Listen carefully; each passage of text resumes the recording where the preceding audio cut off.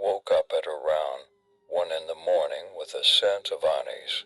I looked up and saw a shadowy male figure with his back to me standing by my bedroom door.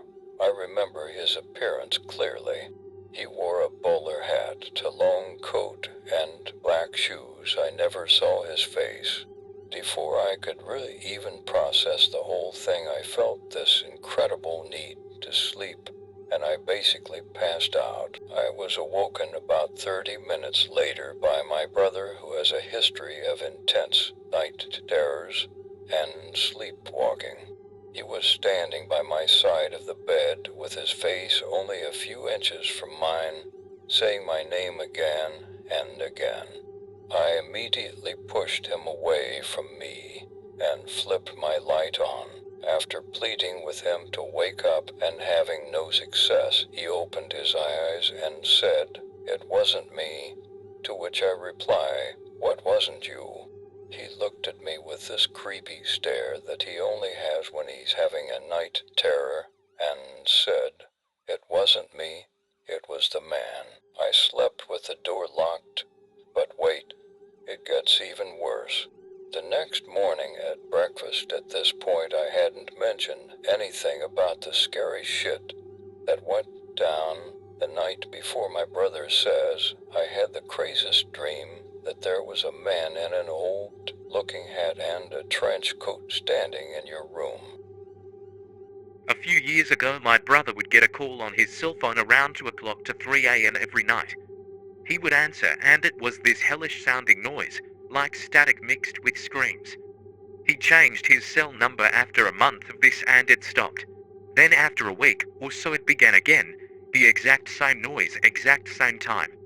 Finally one day he decided to backdial the call. It was an old man that had no clue what he was talking about. Still the calls persisted. If he didn't answer, it would call a few more times. No messages were left. He decided to say screw it, ended his contract with his phone company, switched to a new one, and then got another new number. You guessed it, the screaming static calls continued after a short delay. By this time he was terrified every night, unsure why this was happening. He backdialed the number again and got a different person. Around this time he lost his job and his phone. The calls stopped, of course. His phone was disconnected now. So one day my mom asks me to listen to this weird message she got on our home phone. It was the static screaming. We showed my brother and he was freaking out. He backdialed the number again and it said the number was disconnected this time. Never heard from it again after that. A few weeks ago, my girlfriend and I were sleeping together when I woke up to her saying, "What are you doing?"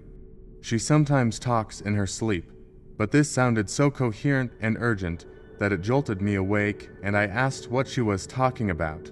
She then woke up and said she thought she saw someone at the end of the bed. Thinking it was just a dream or semi-awake hallucination, we thought nothing of it and went back to sleep.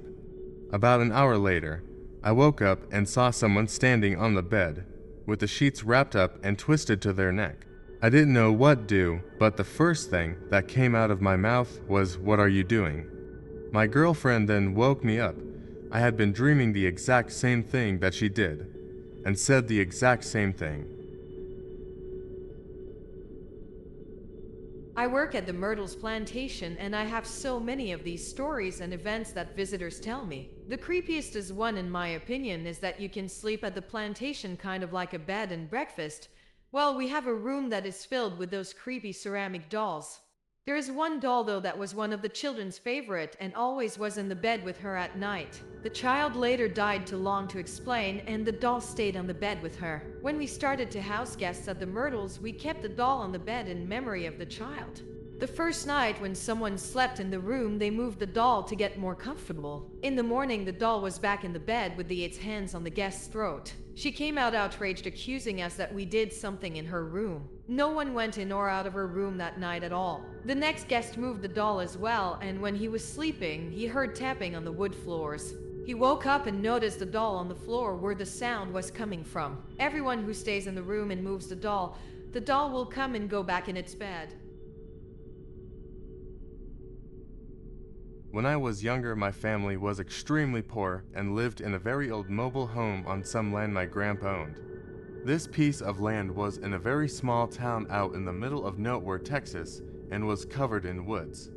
The town itself was your typical small country town where football was king and there was nothing to do but get drunk or high on the weekend. It was also the type of town, along with it being early 90s, where one didn't typically have to worry too much about locking their doors or setting an alarm.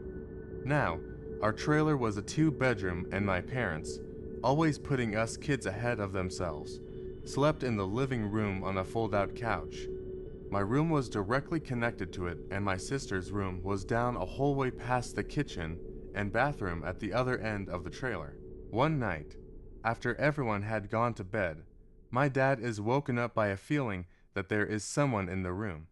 He looks around a bit and sees a large male figure sitting in the easy chair, thus feet from the bed. My dad quickly flipped on the light switch next to his bed and saw it was a neighbor from down the road named Carter. Carter was known to be a frequent drug user and was often in trouble with the law because of this. My dad asked him what the hell he was doing here and told him to get out, and he responded, "I can't get out. The demons are chasing me and your house is the only safe one." My dad, who I should is fairly large and terrifying person, responded that if he didn't get out and get out quickly, that the house would be a lot less safe for him. "If I leave, they'll get me. They've been chasing me all night. If they catch me, I'm dead." My dad's response was that there was no demons, but that if he didn't get the fuck out of his house, that he'd be dead. From what I've been told, since I was asleep for this part, my mom also hurled a few threats and, while she may not be big, she was equally as terrifying. I believe it was her anger that finally scared him off. My dad got up and locked the door and watched through the blinds as Carter decided, since he couldn't outrun the demons, he'd steal our old beater Suburban that my dad always left the keys in. He drove around for about an hour. We called the police, and it took them about that long to get out to us, since the closest police station was about 20 or 30 minutes away. He finally brought it back and was arrested and taken to jail. He was deemed crazy and ended up locked in a mental institution. The scarier part is that for years after this, we'd get phone calls where all we'd hear is music that would have lyrics like "I'm going to fucking kill you." These calls lasted for years and followed us from house to house, even though we always had different numbers and would even be in different states. We always thought it was him sending us a message. The calls stopped when I was about 12. I later found out that it was around that time that Carter thought the best thing he could do for himself was soak himself in gasoline and set himself on fire. If you like these stories, please consider leaving a like, comment, and hit the subscribe button.